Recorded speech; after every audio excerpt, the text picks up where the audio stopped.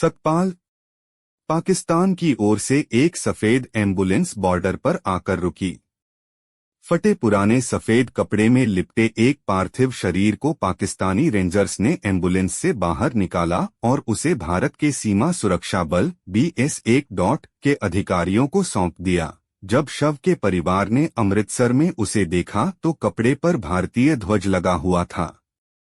खून से सफेद हिस्से वाले झंडे का रंग लाल था।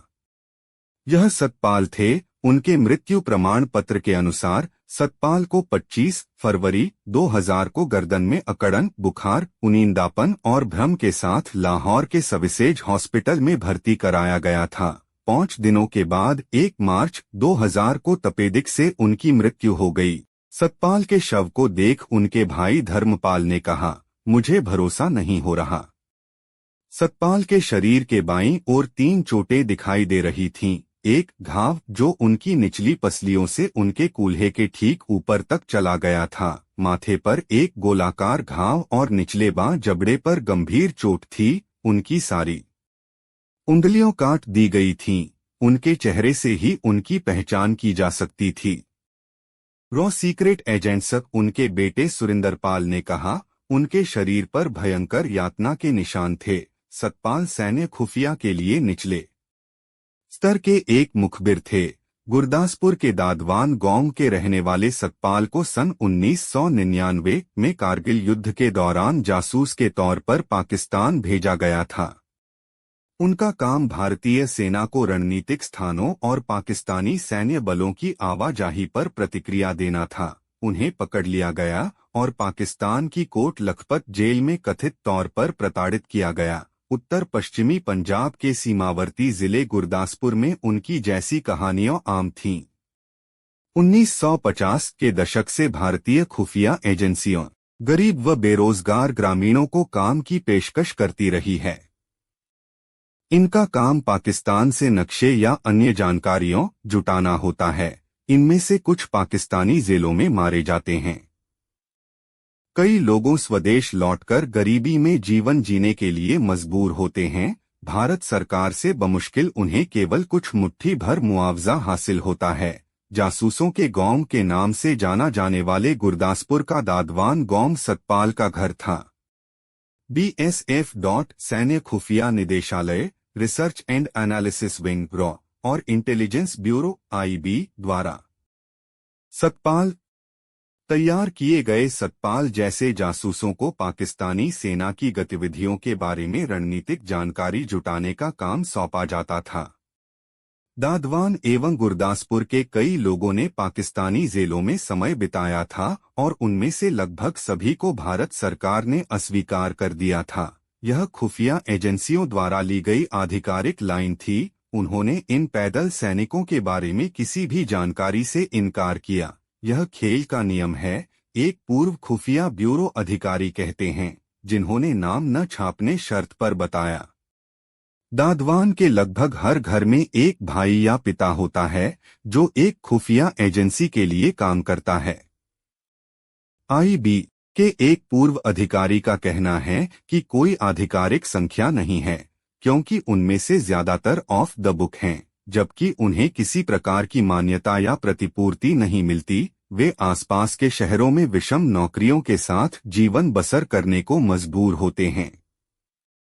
हर साल अज्ञात संख्या में मुखबिर भारत पाकिस्तान सीमा पार करते हैं और अनिश्चित काल के लिए पाकिस्तानी जेलों में बंद हो जाते हैं। कई तस्करों के रूप में शुरुआत करते हैं, लेकिन हमेशा दोनों तरफ से पकड़े जाते हैं। एक समझौता के रूप में उन्हें अपने संचालकों की जानकारी साझा न करने के लिए कहा जाता है। अक्सर पाकिस्तानी अधिकारियों द्वारा जानकारी के लिए उन्हें पकड़ लिया जाता है और प्रताड़ित किया जाता है। रॉ सीक्रेट एजेंट्स लंबी पूछताछ के दौरान उनमें से लगभग सभी को अंधेरी व बदबूदार तन्हाई सेल में रखा जाता है। उन्हें महीनों तक धूप देखने को भी नहीं मिलती। यातना के तरीके बहुत पीड़ादायक होते हैं। अधिकांश अधनगन कैदियों के हाथों व पैरों को एक साथ बांधकर एक बेंत से उनकी नाभि के नीचे बार बार के प्रहार किया जाता है।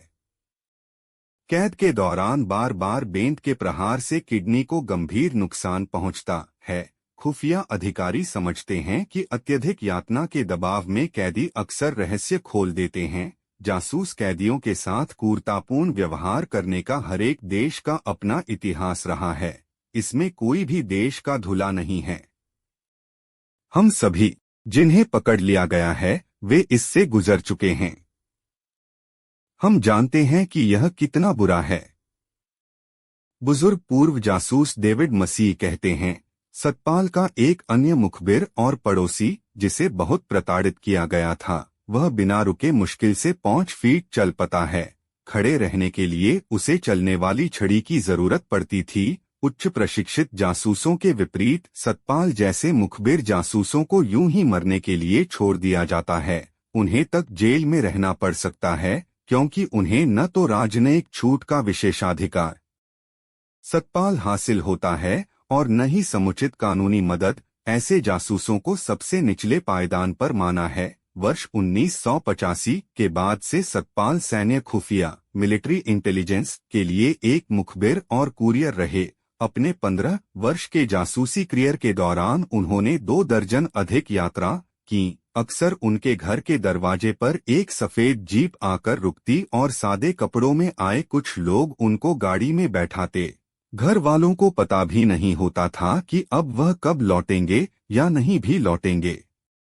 खुफिया एजेंसियों के अधिकारियों के दौर को अंधेरे तहखाने से दौरे के रूप में संदर्भित किया जाता था क्योंकि उसमें घोर मानसिक पीड़ा का अनुभव होता था। जब सतपाल सीमा के दूसरी ओर से लंबे समय के बाद घर लौटते थे, सतपाल के परिवार ने उन्हें रोकने की बहुत कोशिश की। उनके पिता तेजपाल ने बहुत कोशिश की, लेकिन उनके आकाओं द्वारा दिया जाने वाला पैसा और शराब सतपाल को बहुत लुभाते थे। सतपाल को मिशन की प्रकृति के आधार पर 1200 से 2000 रुपए के बीच मिलते थे। उनकी पत्नी जीतो, जिनकी वर्ष 2006 में मृत्यु हो गई, को इस बात की चिंता होती थी कि सफेद जीप उनके पति को लेकर उनके दरवाजे पर कब वापस आएगी। रॉ सीक्रेट एजेंट्स (IB) के एक पूर्व अधिकारी बताते हैं, जितनी अच्छी जानकारी होगी इनाम उतना ही ज्यादा होगा, लेकिन बेहतर जानकारी की तलाश का मतलब दुश्मन के इलाके में गहराई तक जाना था और इसलिए पकड़े जाने की संभावना भी बढ़ जाती थी। और वही हुआ जिसका जीतो को डर था। अपने आखिरी मिशन पर गए सतपाल को 26 नवंबर 1999 को कश्मीर सीमा के निकट पाकिस्तानी अधिकारियों ने पकड़ लिया। उन पर अवैध रूप से सीमा पार करने और तस्करी के आरोप में मामला दर्ज किया गया। सतपाल को लाहौर की कोट लखपत जेल में डाल दिया गया। उनके परिवार को महीनों बाद तक उनके पकड़े जाने का पता नहीं चला। तब वह दादवान और गुरदासपुर के लापता लोगों में से एक थे। 17 अप्रैल 2000 को सफेद शर्ट एवं खाकी पैंट में एजेंसी का एक अज्ञात अधिकारी तेजपाल के दरवाजे पर आया। उसने सतपाल के पिता बताया कि उनके बेटे को मरे हुए लगभग 40 दिन हो गए हैं। 1 महीने उसने सतपाल का शव देखा था। सतपाल की मौत से उनका परिवार सदमे में आ गया। न तो उन्हें मुआवजा मिला और न ही सरकारी नौकरी की संभावना। इसके तुरंत बाद उन्हें समाज सेवी मनिंदरजीत सिंह बिट्टा से थोड़ी मदद जरूर मिली। सतपाल आजीविका के लिए सतपाल की पत्नी जीतो ने कुछ ही दूर धारीवाल कस्बे में घरेलू सहायिका के रूप में काम करना शुरू कर दिया। खुफिया एजेंसियों की एक अनौपचारिक नीति गोल्डन हैंडशेक प्रदान करना है, जो परिवारों को आर्थिक रूप से सक्षम बनाती है। गोल्डन हैंडशेक का अर्थ है पद त्याग करने पर या नौकरी छोड़ने के लिए राजी होने पर कर्मचारी को दी जाने वाली एक बड़ी रकम। लेकिन सतपाल के बेटे सुरिंदरपाल कहते हैं, हमें कुछ नहीं मिला। सुरिंदरपाल 15 वर्ष के थे जब अधिकारियों ने उन्हें बताया कि उनके पिता की मृत्यु हो चुकी है। उन्होंने पिता की चिता को जलाने से मदद की थी। फिर अगले 2 दशकों तक उन्होंने अपने पिता की मृत्यु के बारे में जानकारी इकट्ठा की। उनके बेडरूम में गद्दे के नीचे अखबारों की कतरने और कानूनी दस्तावेज जमा हैं, जिनसे उन्हें मुआवजे का मामला बनाने में मदद मिली। लेकिन उन्हें बहुत कम सफलता मिली। सतपाल के बाद उनके माता पिता और पत्नी जीतो भी भगवान को प्यारे हो गए। 2 बेटियों ज्योति व सरिता का जैसे तैसे विवाह हो गया। भरे पूरे परिवार में अब चित्रकार बेटी सुरिंदरपाल और उनकी पत्नी पूजा बचे हैं। घर में सतपाल की कई तस्वीरें लगी हैं और 37 वर्षीय सुरिंदरपाल की न्याय पाने की लड़ाई जारी है।